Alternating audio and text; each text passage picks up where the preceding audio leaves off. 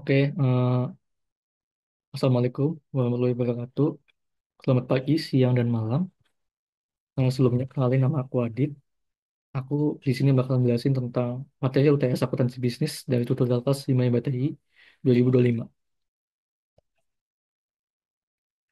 Nah, di sini ada materi yang bakal kita bahas untuk UTS. Yang pertama itu ada ruang lingkup akuntansi bisnis. Yang kedua itu ada persamaan dasar akuntansi. Lalu yang ketiga ada eh, siklus akuntansi dan siklus akuntansi perusahaan jasa. Lalu yang keempat ada jurnal penyesuaian. Lalu yang kelima ada kertas kerja dan laporan keuangan.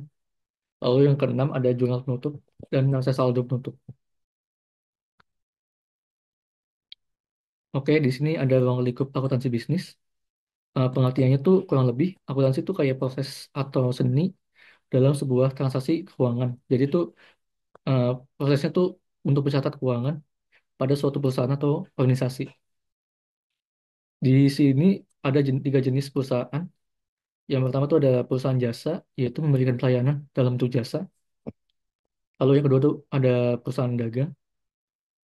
Lalu yang ketiga ada perusahaan manufaktur. Nah, tetapi yang bakal kita bahas di sini tuh itu sistem akuntansi pada perusahaan jasa. Lalu di sini ada bentuk badan usaha, yaitu yang pertama ada perseroan, lalu yang kedua ada persekutuan, lalu yang ketiga ada perusahaan perseroan. Next. Oke, selanjutnya ada persamaan dasar akuntansi. Rumus dasarnya itu adalah aset atau aktiva sama dengan kewajiban atau liabilitas ditambah modal atau ekuitas. Yang pertama itu ada aktiva atau aset adalah harta yang dimiliki perusahaan sebagai sumber ekonomi perusahaan. Contohnya kayak kas, piutang, gedung, atau tanah. Lalu yang kedua adalah liabilitas atau kewajiban, yaitu kewajiban yang menjadi beban perusahaan ke pihak tiga. Contohnya kayak utang bank, surat obligasi, dan pembelian barang secara kredit. Lalu yang ketiga itu ada modal, yaitu hak pemilik atas aktiva perusahaan. Contohnya kayak setoran modal dari pemilik.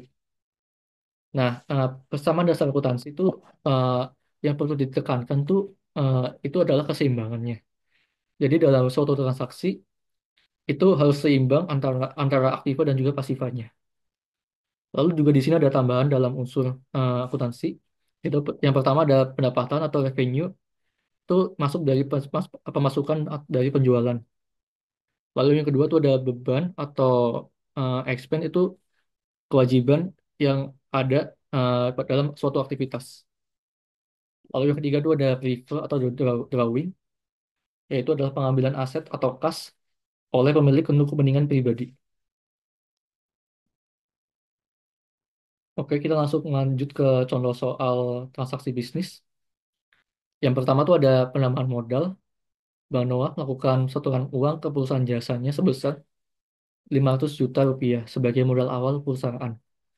Analisis modal, analis yang bakal kita gunakan adalah modal pasif atau pasifa itu bertambah dan juga kas atau aktifanya juga bertambah. Lalu yang kedua tuh pembelian aset secara kredit.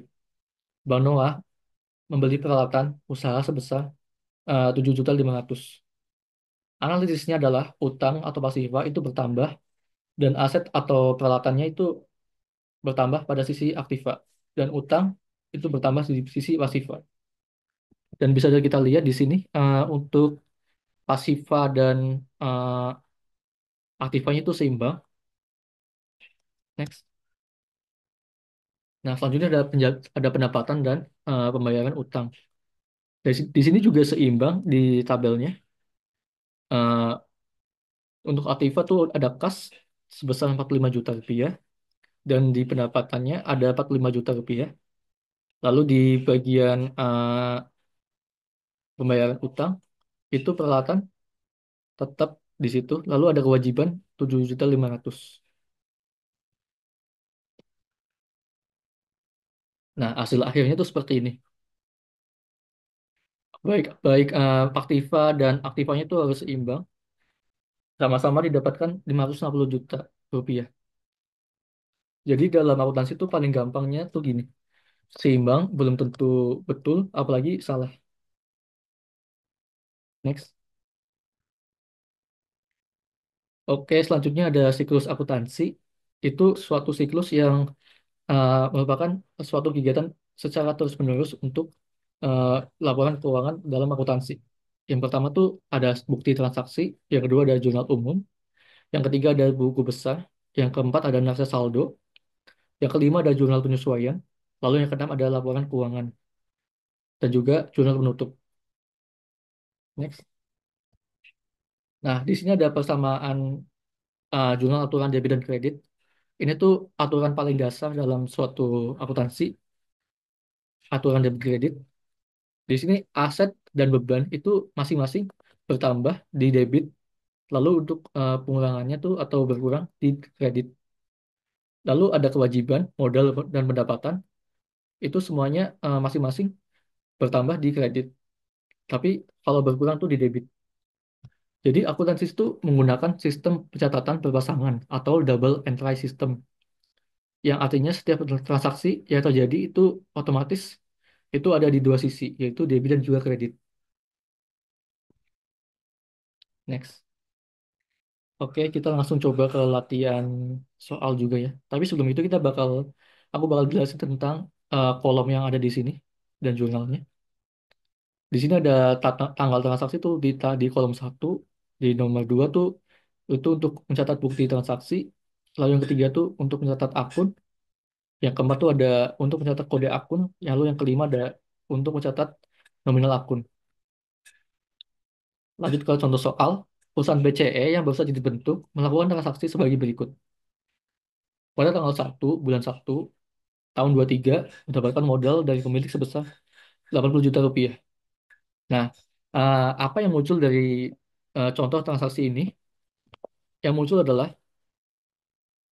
kas itu bertambah di debit sebesar 80 juta rupiah. Dan untuk di sisi kredit itu ada modal sebesar 80 juta rupiah. Lalu tanggal 2 itu membeli peralatan untuk usaha sebesar 40 juta rupiah dengan tunai. Nah, yang muncul di akun debit itu adalah peralatan sebesar 40 juta rupiah. Lalu yang kedua di kredit itu kas itu berkurang di kredit sebesar 40 juta rupiah. Lalu yang tanggal 3 itu mencatat piutang sebesar 40 juta rupiah untuk layanan yang sudah diberikan. Jadi, ya yang muncul di sini adalah uh, piutang itu bertambah di debit sebesar 40 juta rupiah. Lalu pendapatan itu bertambah di kredit sebesar 40 juta rupiah. Dan hasilnya bisa kalian lihat di slide ini. Ya, baik debit dan kredit itu harus seimbang. Jadi didapatkan keseimbangannya itu adalah 150 juta, baik debit maupun kreditnya. Next. Oke, selanjutnya ada book besar atau ledger. Ini adalah buku yang digunakan untuk eh, yang berisi kumpulan dari beberapa rekening. Nah, langkah-langkahnya tuh eh, yang bisa kalian lihat di sini. Yang pertama tuh ada klasifikasikan setiap transaksi yang punya satu rekening yang sama. Yang kedua tuh perhatikan transaksinya di kolom debit atau kredit. Nah, jika di posisi jurnal umum itu pada posisi debit, maka di postingan judul di buku besar itu juga di posisi debit. Dan juga di posisi jika di jurnal umum itu di posisi kredit, maka di buku besarnya juga di posisi kredit. Next. Nah, ini contoh soal yang tadi yang kita coba yang sama yang tadi tadi kita coba aplikasiin ke jurnal di buku besar. Di sini ada nama rekening itu nama rekening kas. Nah, pada tanggal 1 kan kita kan melakukan setoran modal ya. Nah, kasnya otomatis kan bertambah kan. Nah, itu bertambah di debit sebesar 80 juta rupiah. Lalu di posisi di tanggal 2 tuh di peralatan itu kan kreditnya karena kita mengeluarkan uang 40 juta rupiah. Jadi kita berkurang di kredit sebesar 40 juta rupiah. Next. Nah, di sini ada rekening modal dengan kode akun 311.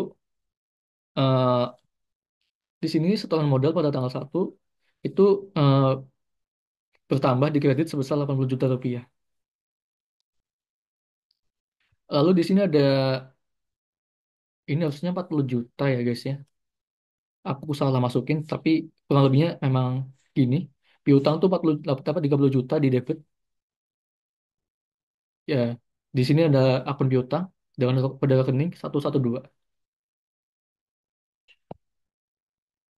Lalu di sini ada rekening pendapatan dan ini juga maaf banget aku lupa ganti untuk eh, soalnya kurang lebih sama yang kayak tadi. Untuk pendapatan tuh bertambah di kredit sebesar 30 juta rupiah. Lalu didapatkan hasilnya seperti ini. Ini dicatat dalam neraca saldo baik kas, piutang, peralatan, modal, dan pendapatan jasa. Dan di sini juga di posisi kreditnya juga ada. Itu harus balance ya antara keduanya. Lanjut. Baik, selanjutnya kita akan membahas tentang AI Jurnal Penyesuaian atau AJP. Jadi AI Jurnal Penyesuaian itu digunakan untuk menyesuaikan saldo-saldo yang ada di neraca saldo agar sesuai dengan nilai sebenarnya. Nah, eh, biasanya tuh AJP itu digunakan pada akhir tahun atau akhir periode suatu pencatatan keuangan. Di sini dijelaskan kenapa kita memerlukan AJP. Itu karena ada transaksi yang sudah terjadi tapi belum dicatat. Dan juga ada transaksi yang sudah dicatat tapi belum diupdate saldonya. Biasanya dilakukan pada tanggal 31 Desember. Dalam akuntansi bisnis, itu di sistemnya tuh ada deferral dan juga accrual. Deferral tuh itu pengakuan atas beban yang sudah dibayar, pendapatan yang sudah dibayar. Contohnya tuh kayak akun dibayar di muka untuk di soal-soalnya. Lalu yang kedua tuh ada accrual, itu pencatatan beban yang belum dibayar atau pendapatan yang belum diterima. Contohnya tuh gaji yang harus dibayar, pendapatan yang masih harus diterima. Nah, lanjut ke latihan soalnya. Beban dibayar di muka atau prepaid expense, yaitu identik dengan transaksi sewa atau asuransi dan iklan.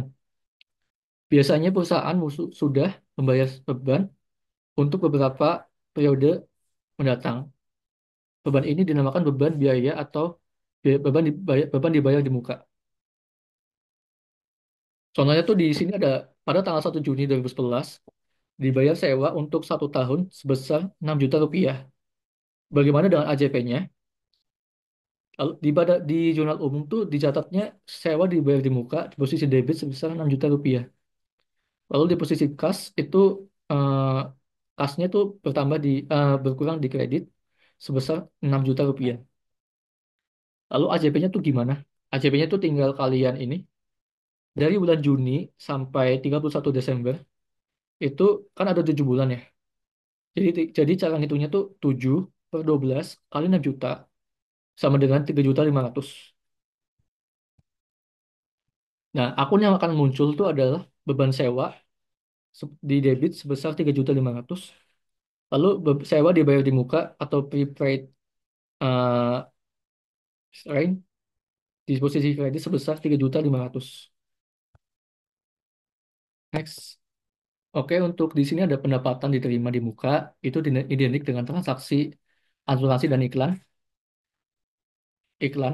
Pendapatan diterima di muka tidak boleh dicatat sebagai pendapatan, namun sebagai utang, sebab perusahaan belum merelasikan pendapatan tersebut untuk menjadi hak perusahaan. Contohnya di sini tuh ada pada tanggal 1 Maret 2011 diterima pendapatan sewa untuk 2 tahun sebesar 12 juta rupiah. Bagaimana dengan AJP-nya? Di sini di jurnal umum tuh pada kas debitnya itu sebesar 12 juta rupiah. Lalu diterima di muka di posisi kredit itu sebesar 12 juta rupiah. Nah, untuk AJP-nya itu yang pertama kita carikan sewa yang sudah digunakan. Sewa yang digunakan itu berarti dari bulan 1 sampai 31 Desember itu ada 10 bulan. Nah, ini kan untuk 2 tahun ya. 2 tahun itu berarti 12 kali 2 sama dengan 24 bulan. Jadi 10 per 24 kali 12 juta rupiah sama dengan 5 juta rupiah. Nah, akun yang muncul setelah itu adalah sewa diterima di muka di posisi debit sebesar 5 juta rupiah. Lalu pendapatan sewa di posisi kredit sebesar 5 juta rupiah. Nah, selanjutnya tuh ada beban yang masih harus dibayar atau uh, accrued expense. Beban yang belum dicatat di akun beban ini mengacu pada suatu kewajiban yang telah dilakukan kepada perusahaan tetapi belum dibayarkan. Contohnya tuh kayak utang gaji ke karyawan. Contohnya tuh pada tanggal 31 Desember 2011 masih ada beban gaji untuk bulan November dan Desember sebesar 4 juta rupiah. Lalu bagaimana dengan AJP-nya? Nah, di sini kalian tinggal masukin aja beban gaji itu di posisi debit sebesar 4 juta rupiah. Lalu di posisi utang gaji eh, itu di posisi kredit sebesar 4 juta rupiah. Nah, selanjutnya ada pendapatan yang masih harus diterima pada akhir periode akuntansi. Mungkin saja ada pendapatan yang masih harus diterima sebagai piutang usaha. Nah, contoh soalnya tuh ada di sini. Pada tanggal 31 Desember 2011, perusahaan menerima pendapatan bunga deposito sebesar 4.800.000 yang dibayarkan setiap tanggal 1 Maret dan 1 Agustus. Bagaimana dengan ACP-nya? Nah, AJP-nya tuh yang digunakan di sini adalah kita harus menghitung antara bulan eh, Agustus sampai dengan Desember 2011. Kan dari Agustus sampai Desember itu kan ada 5 bulan ya. Nah, kenapa di sini ditulis 6 bulan? Karena itu dihitung 1 semester. 1 semester itu kan 6 bulan. Jadi 5/6 kali 4.800.000 sama dengan 4 juta rupiah. Next. Oke, selanjutnya ada penyusunan aset tetap atau depresiasi. Penyusutan peralatan harus dicatat sebagai pengakuan bahan beban depresiasi atau beban penyusutan. Nah, aset itu ada 4 ya, kalau nggak salah di sini, yaitu bangunan, kendaraan, peralatan, dan juga mesin. Contoh soalnya itu perusahaan memiliki gedung kantor dengan harga yang dibeli waktu itu sebesar 120 juta rupiah. Lalu gedung itu disusutkan sebesar 12% dari harga perolehannya. Nah, cara menghitungnya tuh tinggal kalian kalikan saja 12% dengan 120 juta. Didapatkan hasilnya itu 10 juta rupiah. Nah, akun yang muncul tuh adalah beban penyusunan pembangunan, yaitu sebesar 10 juta di debit. Lalu akumulasi penyusutan pembangunan sebesar 10 juta juga di kredit. Next. Lalu di sini ada pemakaian perlengkapan atau supplies. Nah, perlengkapan adalah bahan-bahan yang dibeli untuk kepentingan perusahaan, tapi tidak untuk dijual kembali. Contohnya tuh di sini tanggal 2 Januari 2011 dibeli perlengkapan sebesar 3 juta rupiah. Pada tanggal 31 Desember 2011 jumlah perlengkapan yang tersedia sebesar 700.000. Lalu bagaimana dengan AJP-nya?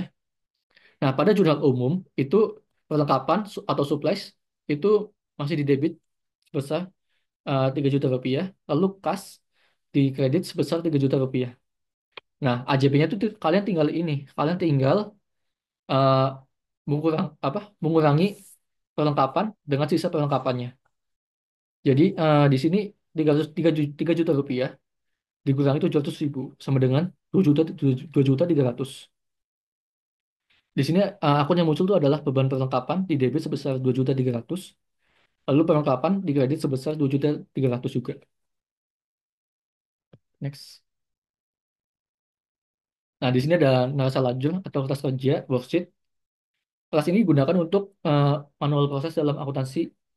eh,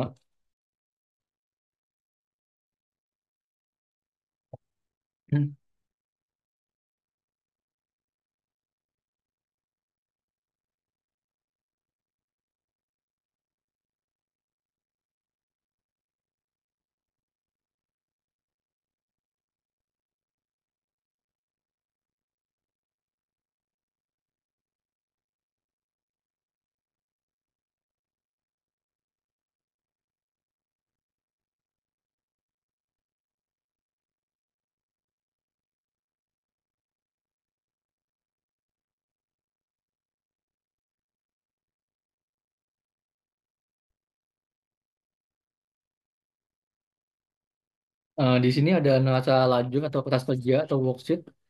Jadi kertas kolom-kolom yang digunakan dalam manual proses akuntansi itu untuk membantu memudahkan dalam menyusun laporan keuangan atau laba rugi. Nah, di sini tuh ada eh, kolom-kolomnya tuh ada kolom A, kolom B, kolom C, dan juga ada kolom D, dan juga kolom E dan F. Kolom A itu berisi nama-nama akun, kolom B itu berisi eh, neraca saldo, lalu yang C itu ada berisi apa AJP atau Area Jurnal Penyesuaian. Lalu yang keempat atau yang D itu berisi tentang eh, neraca yang disesuaikan antara NS dan juga AJP.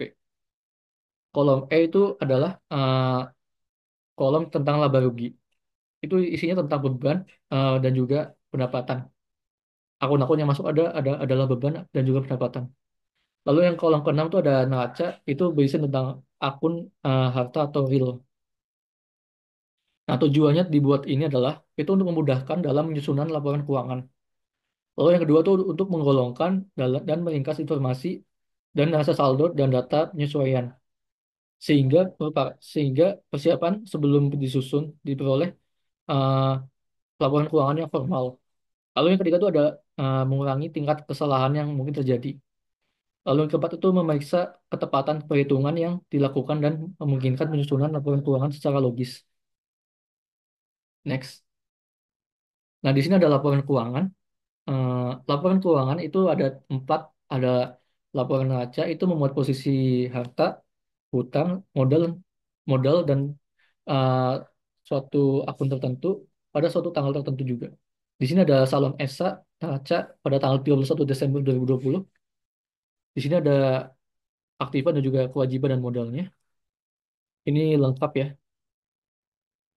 Lalu yang kedua tuh ada laporan laba rugi. Itu memuat eh, di sini tuh yang dimuat tuh adalah akun pendapatan dan juga beban. Hanya dua itu, beban dan juga pendapatan. Nah, di sini aku jelasin sistemnya. Jadi kalau misalnya pendapatan lebih daripada modal, pendapatan lebih daripada beban, maka itu bisa disebut untung atau net profit. Tapi jika pendapatan lebih kecil daripada beban, maka itu disebut merugi atau net loss. Lanjut. Oke, di sini ada juga laporan perubahan modal. Itu isinya tuh kayak ringkasan sebuah perubahan dalam ekuitas pemilik yang terjadi dalam suatu laporan periode tertentu. Laporan ini dibuat setelah laporan laba rugi karena laporan laba atau neto itu harus dilaporkan dalam neraca laporan ini. Di sini juga ada pengambilan prive sebagai hasil akhir modal. Dan lalu yang keempat tuh ada laporan arus kas atau cash flow. Di sini tuh berisi tentang ringkasan penerimaan dan pembayaran kas untuk periode waktu tertentu. Dalam laporan ini ada tiga bagian, yaitu aktivitas operasi, aktivitas investasi, dan juga aktivitas pendanaan. Next. Lalu yang terakhir itu ada jurnal penutup. Jurnal penutup itu adalah jurnal yang digunakan untuk eh, supaya rekening monominal atau rekening laba rugi itu menjadi nol pada setiap akhir periode. Jadi adapun rekening yang masuk dalam akun nominal jurnal penutup adalah yaitu yang pertama adalah rekening prive, yang kedua adalah rekening pendapatan, lalu yang ketiga adalah rekening biaya. Tapi ada satu akun lagi yang menjadi tambahan untuk menutup jurnal penutupnya, yaitu ikhtisar laba rugi. Lalu untuk langkahnya yang pertama di sini kita ada tahapan pertama itu adalah memindahkan saldo setiap rekening pendapatan ke rekening ikhtisar laba rugi. Contoh yang pertama itu adalah pendapatan usaha di debit. Nah, kalau pendapatan kan biasanya kan di kredit ya. Tapi di sini tuh diposisikan sebagai di debit. Intinya tuh gampangnya kalau jurnal penutup tuh eh, kebalikan dari jurnal yang biasa. Jadi di sini tuh didapatkan pendapatan usaha di debit sebesar pendapatan usaha di debit, lalu di posisi kreditnya tuh ada ikhtisar laba rugi. Lalu di sini juga ada rekening biaya atau beban.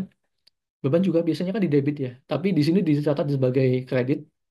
Lalu di posisi debit tuh ada ikhtisar laba rugi. Nah, Di yang ketiga itu ada memindahkan saldo setiap laba rugi ke rekening istisna laba rugi. Nah, di sini ada dua posisi. Jika posisinya laba, maka istisna laba rugi akan dicatat di posisi debit, lalu modalnya dikredit. Tapi jika posisinya rugi, eh, maka modal di debit dan istisna laba rugi dikredit. Lalu yang keempat tuh ini memindahkan saldo setiap rekening prefer ke rekening modal. Pencatatannya tuh modal di debit dan juga prefer di kredit.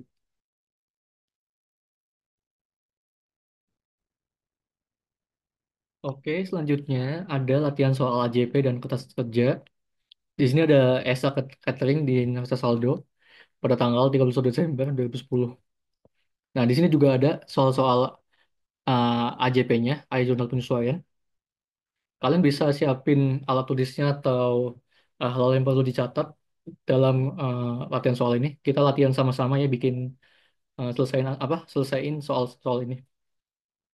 Next. Oke, yang pertama tuh ada soalnya eh, surat-surat berharga yang dimiliki berupa nilai obligasi nominal sebesar 1.500.000 dengan bunga 20%. Bunganya dibayar tiap tanggal 1 Agustus dan 1 April. Jadi yang digunakan cara menghitungnya tuh eh, besarnya pendapatan bunga itu eh, 5 per 12 kali 10% kali 1.500.000 sama dengan 6 juta 62.500. Kenapa di sini 5? Karena itu dihitung dari Agustus sampai Desember, 5 bulan. Kita cuma ambil satu aja, nggak usah ambil yang April. Jadinya itu diambil 10% aja. Lalu yang nomor 2, persediaan perlengkapan yang tersisa sebesar 1 juta rupiah. Perlengkapan yang digunakan itu sebesar 2.400.000. Lalu dikurangin 1 juta rupiah sama dengan 1.400.000. Itu beban, itu yang di nomor 2. Lalu yang nomor 3 itu asuransi dibayar di muka pada tanggal 1 Oktober 2010 untuk jangka waktu 1 tahun. Nah, tadi kita dilihat di soal, itu tuh asuransi dibayar di muka itu kan 1.500.000. Berarti 3 per 12 kali 1.500.000. Kenapa 3? Karena itu dihitung 3 bulan. Dari Oktober, November, Desember. Maka beban asuransinya itu 375.000 untuk 1 tahun dalam waktu 3 bulan. Lanjut yang nomor 4, yaitu kendaraan baru dibeli pada tanggal 3 Desember 2010 dengan taksiran umur manfaat 4 tahun dan bernilai residu 500.000. Nah, di sini kita coba cek juga ya. Nah, untuk kendaraan itu sebesar 16.500.000. Nah, kita tinggal ini, kita caranya tuh pertama kalian mengurangi dulu 16.500.000 dikurangin 500.000 sama dengan 16 juta. Nah, kita kan untuk taksiran umurnya kan 4 tahun ya. Berarti jadi pengurangannya tuh 1/4 kali 16 juta sama dengan 4 juta. Nah, karena penyusutan pada periode tahun 2010 tuh hanya 1 bulan, pada bulan Desember saja. Berarti itu kita dihitung lagi, ini belum selesai. Jadi 1/12 kali eh, 4 juta sama dengan 300.000. Lanjut. Nah, yang nomor 5 itu adalah peralatan seharga 505 juta rupiah disusutkan 10% per tahun. Nah, ini yang kayak tadi yang pertama yang soal latihan AJP yang sebelumnya itu 10% dikali 5 juta sama dengan 500.000. Nah, yang keenam, pendapatan diterima di muka sebesar 4.500.000 berasal dari kontrak penyelesaian catering pada acara ulang tahun anak untuk 3 keluarga di Margahayu dengan harga sama untuk semua masing-masing keluarga. Sampai tanggal 31 Desember 2010 itu baru diselesaikan 2 rumah. Nah, di sini kan pendapatannya kan 4.500.000 ya. Tapi itu pendapatan 4.500.000 itu untuk 3 rumah, 3 keluarga. Jadi Caranya tuh, tapi di sini kan yang baru diterima tuh kan baru dua keluarga ya. Jadi tuh 2/3 kali 4.500.000 sama dengan 3 juta. Jadi pendapatan yang baru diterima tuh 3 juta rupiah. Karena kita baru selesai tuh dua keluarga. Masih ada satu keluarga lagi. Jadinya 2/3 kali 4.500.000 sama dengan 3 juta rupiah. Lalu yang ketujuh soalnya gaji karyawan yang masih harus dibayar itu sebesar 500.000. Jadi kita cuma tinggal masukin aja kalau di jurnal penyesuaiannya angka yang 500.000 aja. Dan hasilnya didapatkan seperti ini.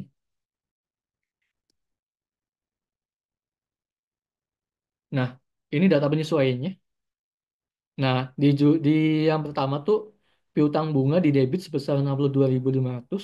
Lalu yang kedua ada pendapatan bunga di eh, kredit sebesar 62.500. Lalu yang kedua tuh yang ketiga ada beban perlengkapan sebesar 1.400.000 di debit. Lalu ada perlengkapan di kredit sebesar 1.400.000. Lalu ada juga beban asuransi 375.000 di debit dan asuransi dibayar di muka di kredit. Ya, harus balance ya guys ya antara debit dan kreditnya. Kalau kalau nggak balance berarti ada yang salah dengan apa cara cara hitung kalian. Kalian harus teliti dalam menghitung penyesuaian karena ini termasuk sangat vital untuk lanjutan ke depannya dalam kelas kerja dan juga laporan laba rugi. Next. Nah, ini hasil kertas kerjanya. Nah, yang di bagian kolom neraca saldo itu kan uh, dari soal neraca saldo yang pertama kan. Nah, di sini juga ada hasil dari AJP yang kita baru saja hitung tadi. Masing-masing itu seimbang di sini. Lalu di bagian NSD itu ya, aku jelasin. Kalau NSD itu hasil penyesuaian antara neraca saldo dengan AJP. Nah, di sini tuh aku ambil contoh di bagian perlengkapan. Di bagian perlengkapan tuh kalau di neraca saldo, perlengkapan tuh 2.400.000 di debit. Tetapi jika di AJP itu sebesar 1.400.000 di kredit. Jadi penyesuaian itu tuh kalian tinggal masukin sebesar 1 juta rupiah di sini. Karena kalau misalnya tuh gambarnya gini. Kalau misalnya di NS itu debit, tapi di ACP juga debit, itu tinggal ditambah aja. Begitupun dengan kredit.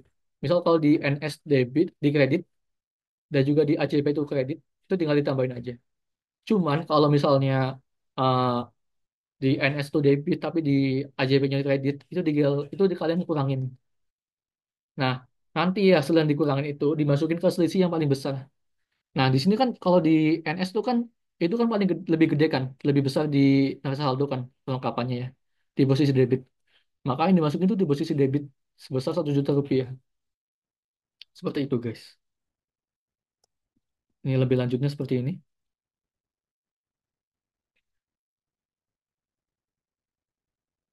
Jika posisinya D sama D atau kakak, maka jumlahkan aja. Tapi jika posisinya D atau D sama K atau K sama D itu kurangkan, lalu masukkan ke sisi yang paling besar. Tapi jika posisinya hanya muncul sekali aja, misalnya kayak di bagian kas itu cuma sekali aja, nggak ada di AJP-nya, itu cukup kalian pindahkan aja sesuai yang di neraca saldo yang awal. Lalu di sini tuh ada laba rugi ya, di kolom laba rugi. Itu berisi tentang tentang akun nominal pendapatan dan juga beban. Kuncinya tuh kalian mencari akunnya tuh angkanya 45 dan 6, yaitu beban dan juga pendapatan. Lalu untuk akun neraca itu mencatat akun real, kayak aset, kewajiban, dan kayak ekuitas atau modal. Itu cari akun yang nomornya 1, 2, dan 3. Nah, di sini juga selisihnya juga harus balance ya. Meskipun di sini ada perbedaan di debit dan kredit, kalian harus tetap bikin itu seimbang dengan menambahkan selisihnya lalu ditambahkan ke bagian yang kurang. Next. Oke, selanjutnya ada latihan soal jurnal penutup. Yang pertama tuh di sini ada laporan laba rugi dan juga laporan perubahan modal. Lalu buatkan jurnal penutupnya. Nah, di sini Eh, hasilnya tuh di sini Esa Catering di jurnal penutup. Nah, di sini kan aku beda satu-satu ya untuk pertamanya. Di pendapatan tuh ada biaya sebesar 20 juta rupiah. Itu kalian masukin di bagian pendapatan pendapatan di posisi debit sebesar 20 juta rupiah. Lalu di akun keduanya itu kalian masukin di posisi eh, di nama akunnya Iktisar Laba Rugi di posisi kredit sebesar 20 juta rupiah. Lalu di sini beban itu dihitung dari di bagian eh, ini 10 juta 50 ribu. Ini total bebannya. Nah, total beban itu masuk ke bagian debit. Lalu di bagian kreditnya tuh diisi ikhtisar laba rugi. Ingat ya, kalau di jurnal penutup tuh kebalikannya dari jurnal yang biasa. Jadi di sini ikhtisar laba rugi itu 10 juta 50 di posisi debit. Lalu di posisi kreditnya tuh ada beban. Oke, lanjut ke eh, laporan perubahan modal di sini. Nah, di sini kan didapatkan laba bersihnya tuh eh, 10 juta 50 ribu. 10 juta 50. Itu berarti di sini masuknya 10 juta 50 di posisi ikhtisar laba rugi itu di debit. Lalu di bagian modal itu di posisi kredit sebesar 1 juta 10 juta 50 ribu di posisi kredit. Karena ini hitungannya untung guys, masih untung. Jadinya masih posisinya di kayak gitu. Tadi ingat kan kalau misalnya laba tuh berarti yang di debit tuh ikhtisar ikhtisar laba rugi, tapi kalau rugi itu yang di debit tuh posisinya modal. Lalu di sini ada akun modal dan prive. Nah, modal tuh diambil dari sini. Nah, pengambilan prive tuh pada tanggal 1 Desember, pada tanggal 31 Desember itu diambil sebesar 3 juta rupiah. Nah, modal tuh di posisi debit sebesar 3 juta, lalu prive 3 juta rupiah. Nah, hasilnya itu harus seimbang antara debit dan juga kreditnya. Sampai sini ada yang mau ditanyakan? Oke, ini latihan soal yang bisa kalian coba di rumah nanti. Eh, ada 4 atau 3 latihan soal. Yang pertama tuh ada persamaan dasar akuntansi. Yang kedua tuh ada siklus akuntansi perusahaan jasa. Yang ketiga ada neraca saldo. Yang keempat ada latihan jurnal penutup. Ini membuat AJP dan kertas kerjanya. Ya, mungkin itu sekian saja yang bisa aku berikan tentang akuntansi bisnis. Dan semoga ilmu yang aku kasih itu bisa bermanfaat bagi kalian semua dan bisa kalian pahami. Dan jangan lupa untuk selalu belajar tentang akuntansi bisnis. Untuk tips dari aku sendiri, mungkin kalian lebih baik perbanyak tentang latihan-latihan soal. Jangan terpaku pada soal-soal yang sama aja. Kalian coba-coba aja soal-soal yang lain. Karena semakin terbiasa dengan soal yang berbeda, kalian semakin bisa untuk mengerjakan akuntansi bisnis. Aku tekankan juga untuk di bagian jurnal penyesuaian dan juga laporan laba rugi dan jurnal penutup. Karena itu biasanya yang dicoba diteskan untuk UTS, yang diuji untuk UTS akuntansi bisnis. Baik, itu mungkin sekian yang bisa aku paparin tentang akuntansi bisnis. Eh, Terima kasih dan wassalamualaikum warahmatullahi wabarakatuh.